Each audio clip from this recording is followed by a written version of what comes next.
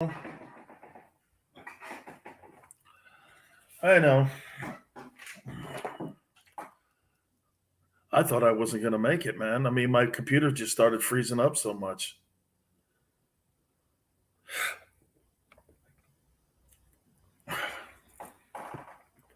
People say I sound like Joe Rogan.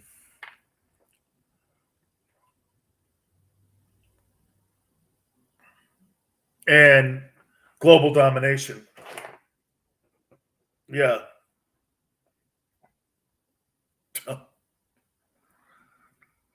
Gators rule. Man, do I hate those guys still. I'm in my 50s. No, I no, don't. It's not going to work. No, it's, I know it's not, but it's what it is. Yeah. No, it's all right. I guess. Yeah, I know.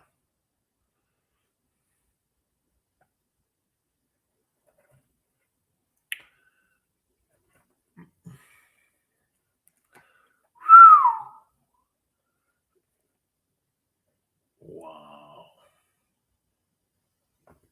Yeah, I do.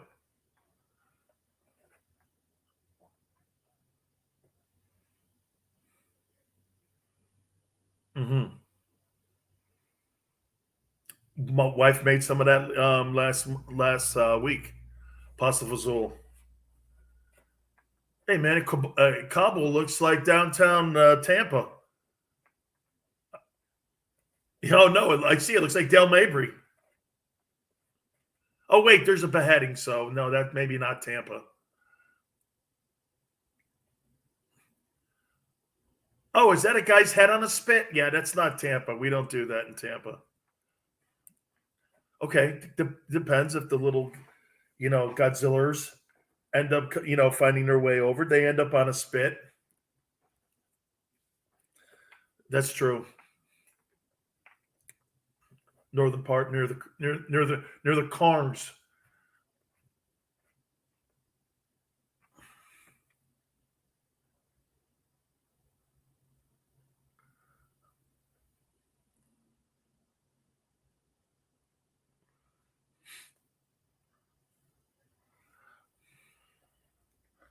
ISIS.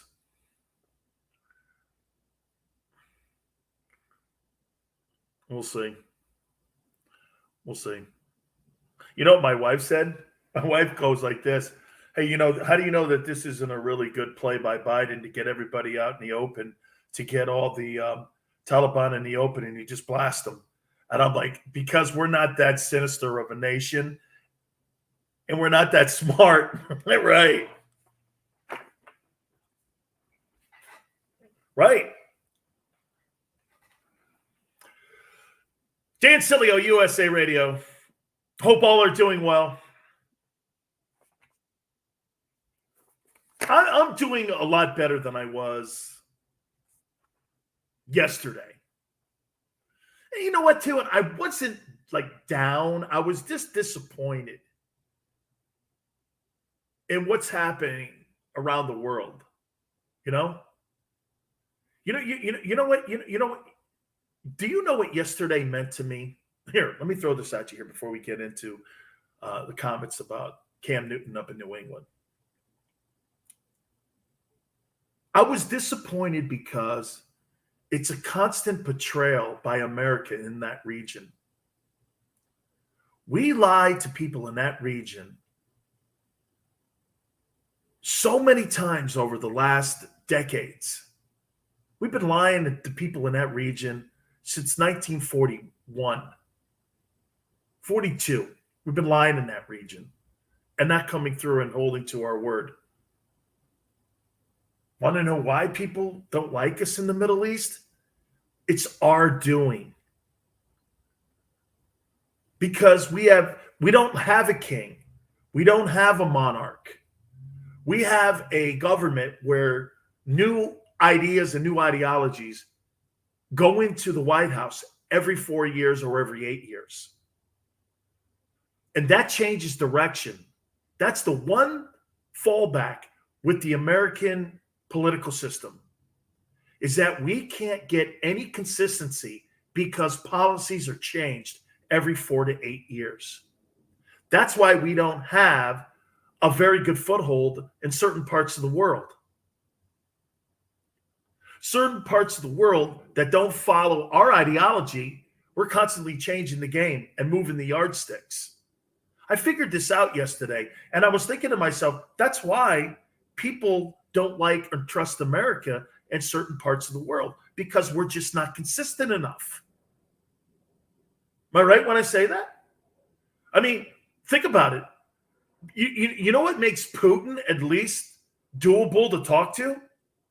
He's consistent. You know who he is. You know who he hates. You know who he doesn't hate. You know who he's going to help. You know who he's not going to help.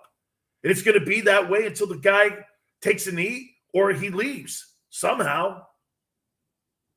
Same thing with China. Their governments don't change ideology. We do every 4 to 8 years. And it cripples us in places that could bring harm to our country and people around the world that represent America. We're still struggling with getting Americans out of Afghanistan. Boy, I pray to God we can get all these people out by September 31st, because the Taliban, don't listen to them. You know you can't hold them to their word. Do you really believe what they're saying? By past actions? Not by past words, but by past actions. That's how I judge a person. Your past actions. You could say all the things you want, and that's pretty much what's done in our country. They tell you the things that you want to hear, and they do the direct opposite. Holy cow, man. I mean, like, I'm going to say this too. I'm not so pissed off at Joe Biden. I'm telling you, I'm not. I'm pissed off at the generals that are at the Pentagon. There's a problem at the Pentagon right now. And you know what that is? Lying. Oh, my God. Hey, the Afghan army, man, they'll take care of everything. It was a joke. It was a joke. All right. Hey, go to podcasterwarehouse.com. This is your one-stop place when it comes to all of your electronical needs, okay? If you're looking to build a home studio like I've been doing here, gamers also, this is a great place for you. 25% off of everything that's on the website. Use the promo code Sileo. S as in Sam, I-L-E-O. That's S as in Sam, I-L-E-O. Shipping is free. $5, $5,000. You spend as much as that. I don't care. Podcasterwarehouse.com. I will hit on Cam Newton, and I'm going to tell you the difference between one organization and how they do it right and one how they do it wrong. We'll do it next.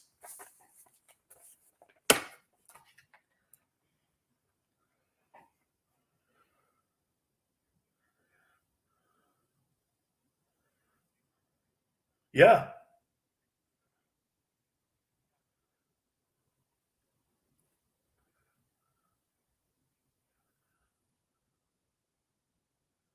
I would.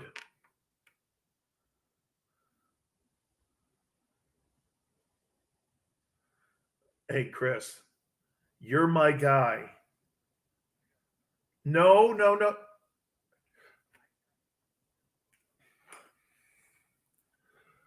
Well, then now good. Now I'm going to use something that I need. Are you ready? I just realized that I have to be sending you weekly Hooters spots for Phoenix. And I'm going to tape that tonight so we can put it in by the 23rd. Okay. See, because get this, I was given a calendar and I didn't know and I didn't see the calendar. And I'm going to start doing that like tomorrow.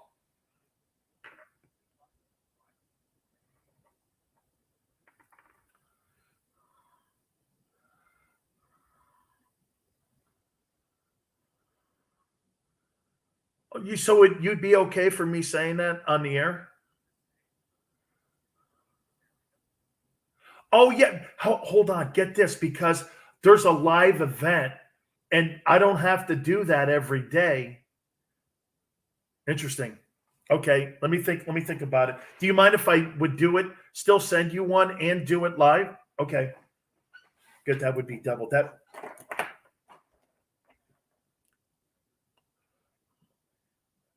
Oh my God, that's right. That's right. That's right. That's right. Great, great, great, great, great, great. I'll send it over to you. Here's the issue though with that. He was not very good.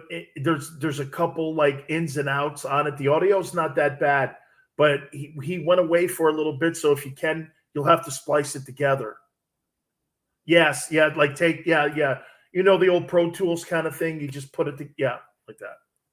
Okay, good, good, good, good.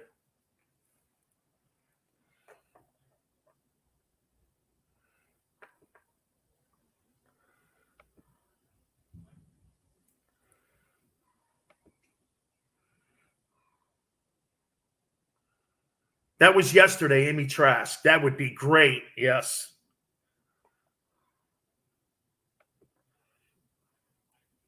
Yes, his name was Howard Eskin.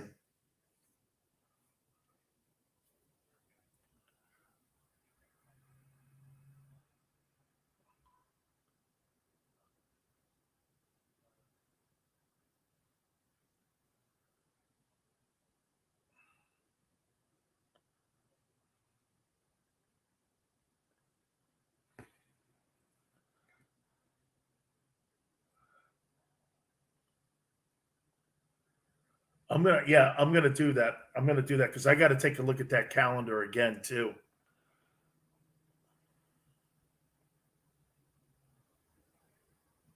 Yeah, Chris, you know who these people are.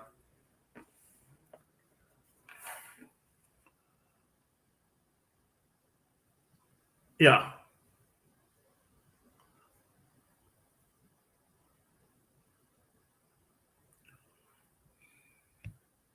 Hey, any way that we can play this hour next,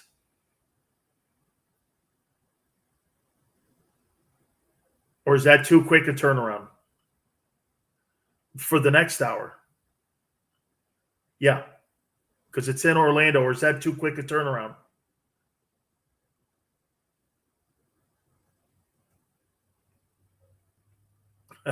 Good.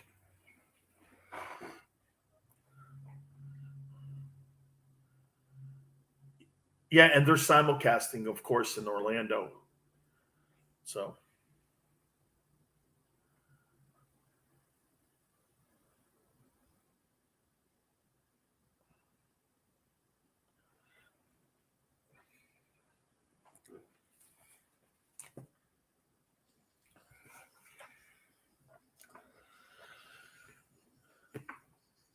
Dan Sileo, USA Radio Network.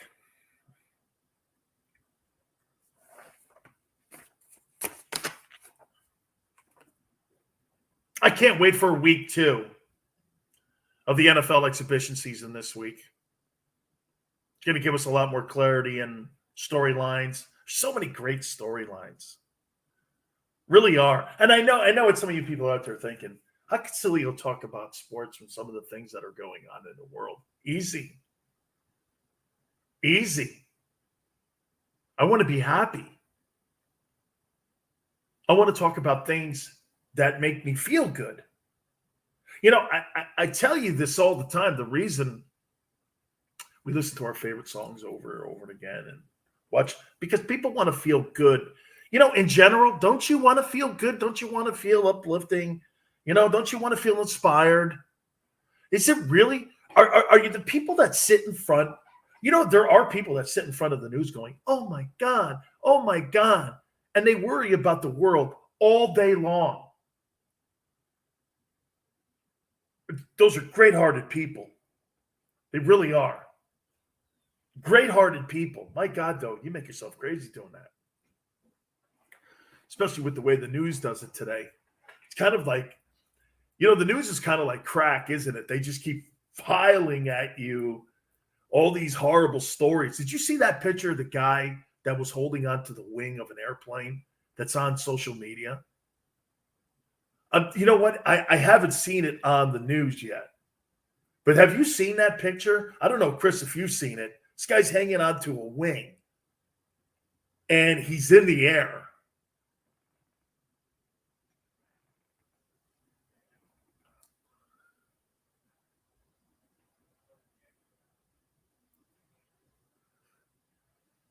That wouldn't shock me at all. People trying to get inside and be stowaways on those airplanes because people, you saw they were just packed like cattle in those transport planes.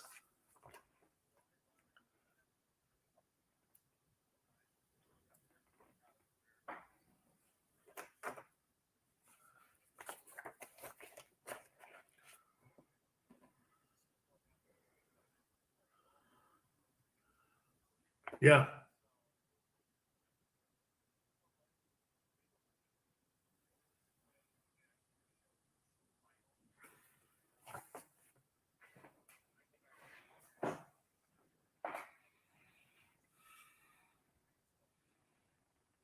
Right. Oh,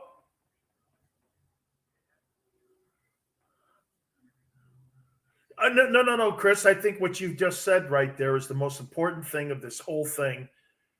Americans are watching this Afghan story play out because you know what it's reminding us of? 9/11. And it's reminding us of what happened on 9/11. And with it coming up and the 20th anniversary coming up, this is opening up those old wounds. And those are the deepest wounds our country has had since December 7th, 1941. But the difference is those are new. And we're watching that play out. And do you know Americans have to be doing this? Okay, so what's the collateral damage going to be with this stuff that's going on in Afghanistan? Are we going to see more buildings dropped? Tell me that doesn't cross your mind. More terrorist attacks on facilities around the country and around the world against Americans. What's going to happen here? I mean, you know what? How about this? I'm not an expert in this stuff, and I'm not an expert in terrorism. I'm not trying to be. All I'm saying is I'm an American that's watching this just like you are.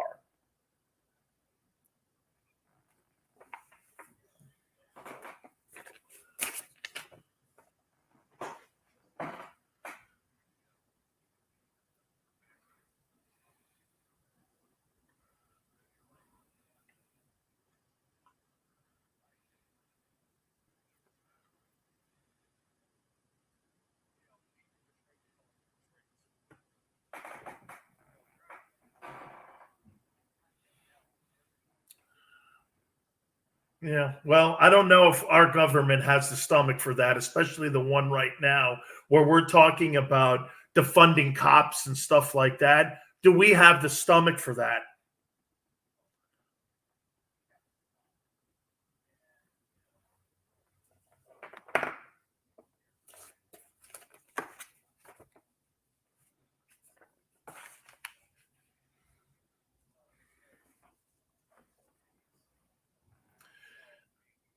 Well, well, the people that they just let go out of Guantanamo Bay are now the people that are going to be negotiating with people around the world. There are two members that were in front of the media yesterday, and they were people that they let go during the Biden and the Obama administration that were at Guantanamo Bay, and they are now going to be negotiating with us. So I don't know, Chris. I mean, full circle, here they are. Now they're negotiating with us, and these are the people that had something to do with harboring people in Afghanistan. I don't know, man. That doesn't sound like a good policy to me that we're letting people go, and now here they are back again in our face.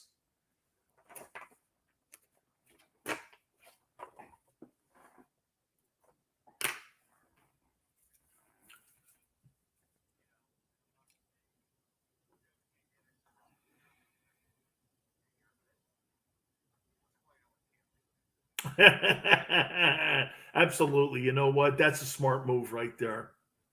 That's right. That's right.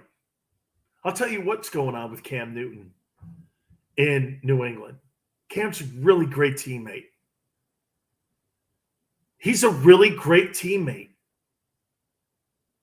And this is after New England went out and drafted a guy in the first round by the name of Mac Jones. Absolutely. I have been more impressed with, get this, and Cam's not playing very well there. He's not. He's probably going to lose his job. You know what, though? You know what changed the narrative, though, for me on him? Remember people were saying, oh, he's a surly dude. It doesn't really speak to the media all that much. He's not really all that, inquisitive. And when you try to get close to him, he's kind of a jackass. That's not what I'm seeing here. I'm seeing a guy that sees the writing on the wall and give it to this kid, Mac Jones. You know what he's doing? He's bringing the best out of Cam Newton as a person, as a teammate. I told you this before. I would want Cam Newton on my football team.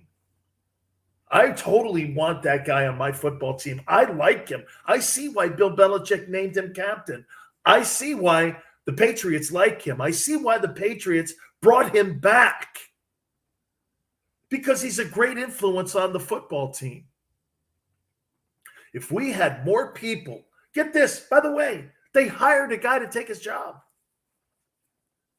And instead of acting like a jackass, he's been the best teammate for Mac Jones as he makes that transition from the college game to the NFL. My God almighty, that shows you how organizations have a culture inside the building. Because the only way that you can do that, the only way that that works, what is it? You know it. Come on, say it. Honesty. Here's where we are, Cam. Here's where you are, Cam. Here's how we see you, Cam. This is why we drafted a quarterback in the first round. Did we have the intention of doing that? I don't believe they did. I think it just fell into place on draft night. There he is. They took him.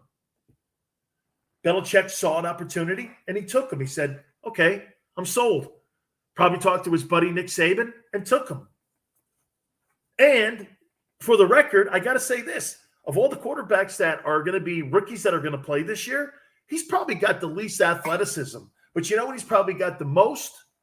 He's probably got the most understanding of what the position is all about because he played with Nick Saban. He was coached hard. He had phenomenal talent around him. People were using that as a negative when they were evaluating him. Well, he played with Jalen Waddle, and he played with Devontae Smith, these superstar players, Najee Harris, and all that talent you had in the O-line. So what? Don't you play with talent like that in the NFL? Just because you don't know the names doesn't mean they're not some of the best players on the planet. They are. If you're a starting guy in the NFL, you've got one of the greatest jobs in the history of the planet. You're playing pro football. You're a starter in the league. I'm telling you, man, it's a big deal. I played limited amount of games, okay? I got 2 starts in my career. Dude, they were the greatest things on the planet. Being the starter in the NFL is a big deal. And then when you watch how he handles himself, I so love how he has handled himself. Gotta love that, man. All right. There was a situation today, and I want to talk a little bit about the media here, real quick here. So, Brett Favre, the former Green Bay Packer quarterback, was on CNN today. And I don't even know what he was talking about, but out of the blue, one of the media members asked Brett Favre if he was vaccinated. And Brett Favre didn't answer the question. I ask you this. Do you think that's the media's responsibility to ask who is and who is not vaccinated? You think that's our job, that everybody that comes on my show or everybody that we talk to, should we be asking that question? Somebody's private medical history. Or are you trying to make points for your show? Are you trying to create controversy using the pandemic. How do you sit on this? I thought about this all day long. Is that ethical that you ask somebody if they've been vaccinated or not? You're not a doctor. You're talking to somebody, most likely Zoom, and how they do things today. You're not really in studio any longer. Do you think that there's a ethical code that you should ask, excuse me, are you vaccinated? I would say this to you. I would start that question out if I feel so inclined to ask that. Hey, I'm vaccinated. Are you? But then again, I don't know how that fits into a narrative of a conversation unless you're bringing that particular person on. This was about a completely different subject. This was about young players having contact, I believe, and whether or not you think 9 and 10-year-olds should be playing contact football, which I don't. I think you should be playing with soft shell helmets. You know, kind of like how the rugby players play with scrum hats.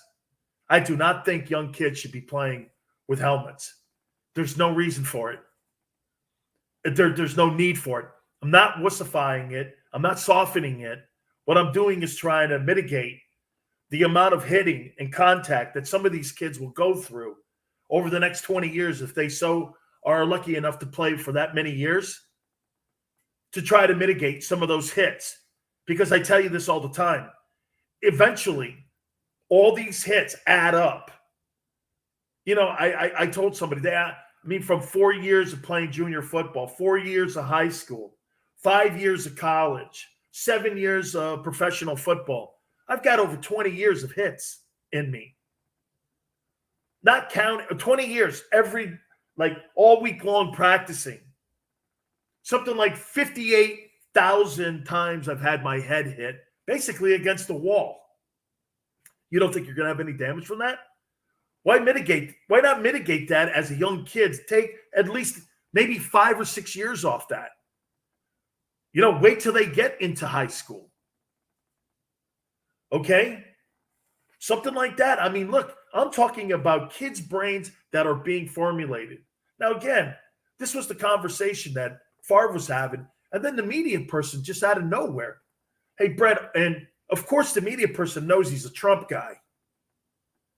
And of course he wouldn't ask that question to Andrew Cuomo or anybody else, because that's not how CNN works. But anybody that's on that side of the aisle, because what they're trying to do is they're trying to show you, here's a Republican and here's a guy that's an anti-vaxxer, because they know that he's a Trump guy. And you know what's really even funnier? I tell people this all the time. 70% of African Americans aren't vaccinated. Same thing with Latinos. And they're mostly Democrat. Hey, great website for you. Podcasterwarehouse.com. Headphones, earbuds, anything that you need. Gamers, this is your one-stop place. Do me a favor.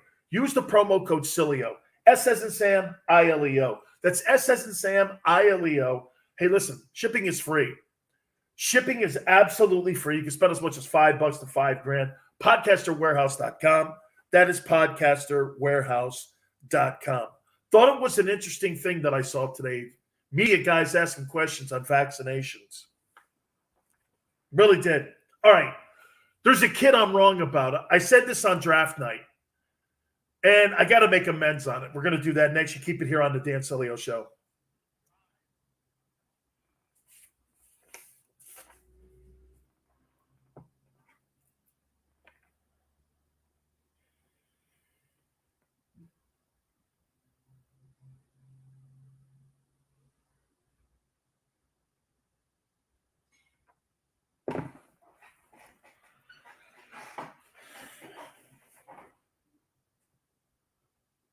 What about? Oh, geez, frightened me. Is that the PD? Oh, that's fantastic.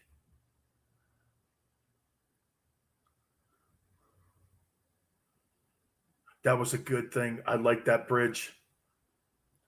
What's that? You did the bridge, donkey.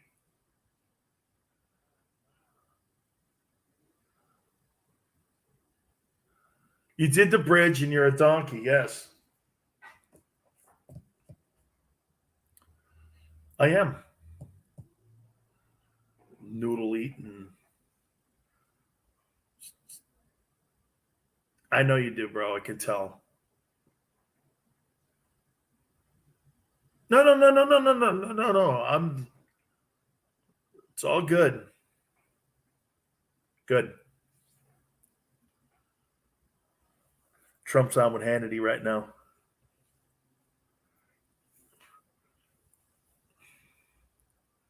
Well, they're off. They're on cyber attacks now. Oh, Trev was an Ice Cube, man. He was awesome. You see him give me the little U today?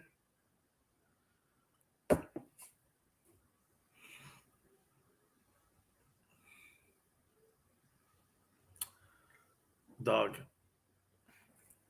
Cube only loves big cells because he knows I was an original G.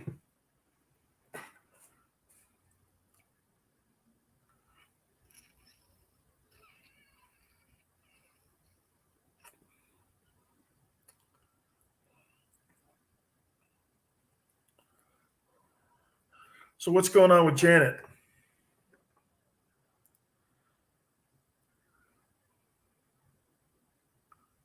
All right.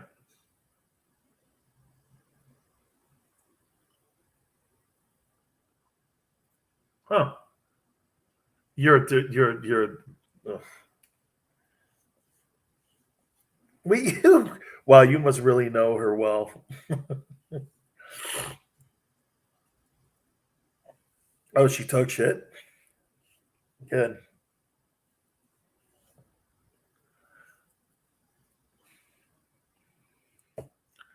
Nice.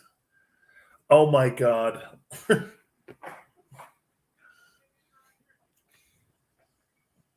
I don't know how to really take that segue anything. I don't know really where to go with that one. I'm gonna try to swim uphill on that one. Oh my god, I'm swimming in a pond. Okay, no, wait a minute, in a mud puddle, trying to go uphill. No, I don't wish I was there. Dan Sileo, USA Radio Network. Yeah, no, man. It's good stuff here, man. So we really appreciate everybody coming aboard here, as you do each and every single night, and also on our social media platforms, over on our Twitch page and on our YouTube page. Thank you so much. All right. Gotta say this to you, man. I said this on draft night about Justin Fields. And go with me here when I say this. You know, exhibition football, you're not really usually playing against the best guys on the planet. Okay? You're playing against guys that are trying to make a roster. So when Justin got in last week, by the way, I don't think you can really overly evaluate, exhibition football, but I think you can learn some things from it, don't you think? Okay?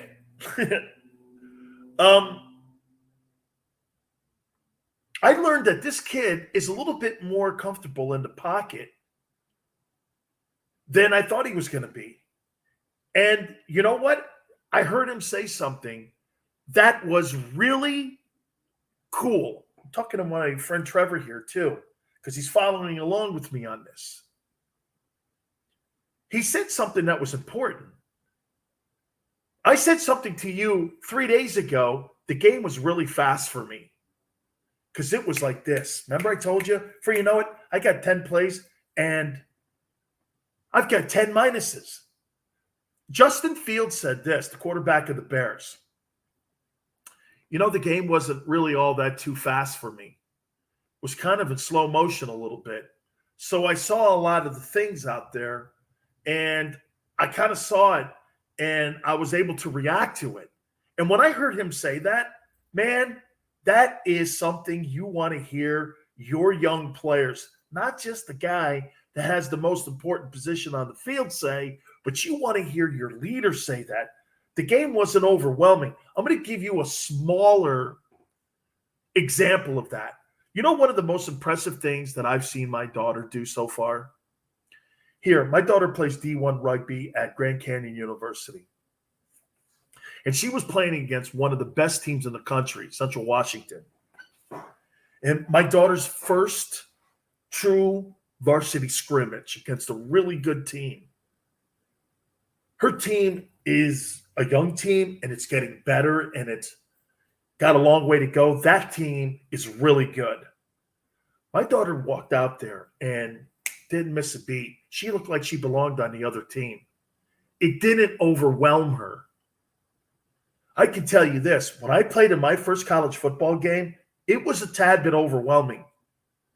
I mean, I didn't freak out or anything, but I'll tell you what, my senses were up big time, and I'm like, holy crap, this is really fast. And I needed to adjust immediately, and I did. As the game went on, I was able to play a little more, and I was able to do some things. My first game as a collegiate was not for Miami. It was for Maryland Terrapins. I was playing against Vanderbilt. It was ABC television. And they put me in. I'm like, holy crap, I'm in. There I was. I was out there playing a college football game, and it was fast. And I was thinking all kinds of things around me. I'm going, wow. Before you know it, the game slowed down for me. And Justin Fields said that over the weekend. The game wasn't really overwhelming to me. That's a great sign. It's a great sign. That means he's picking up the offense. He's understanding what Matt Nagy, the head coach of the Bears, is asking him to do. You found a player. I criticized the pick in Chicago. I said that pick may not be that great a pick because Ohio State has never produced a championship-type NFL quarterback in the history of the program, ever. I don't know, Trevor. You and I are both still on the fence with him, and I am still on the fence with him. I want to see him get into a live game with really great players around him. And defensive coordinators have to adjust to him, and they have to coordinate against him and game plan against him. I'm with you. I'm there. I'm there too. I really am. I'm there also. I'm there. I want to wait and see here. All right. Want to hit more on the NFL, and also the experiment in Jacksonville ends with Tim Tebow. We'll hit on all that. Keep it here on the Dan Sileo Show.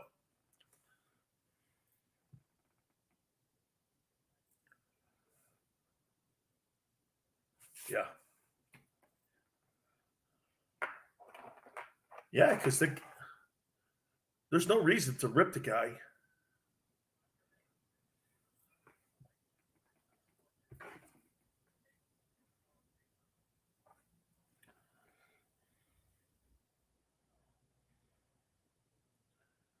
Absolutely not. And all the things that, you could say whatever you want about it. Guy won the Heisman, couple national championships. I mean, he got drafted in the first round by the Broncos. That guy's had a great career. I'll never shit on anything like that. Of course, he's a role model. I'm all over that kind of stuff. All right, Chris, go home.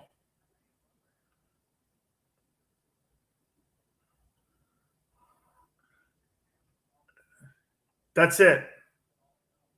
Yes, it's a religion.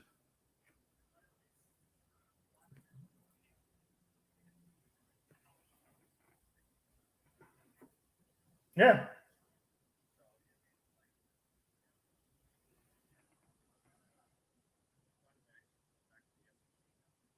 Yeah, I do. And actually, I could see him hopefully going into coaching. Absolutely not, dude. I'll talk to you later. Yep, I'm all good.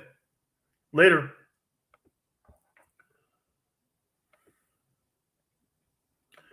Chris is sick. So.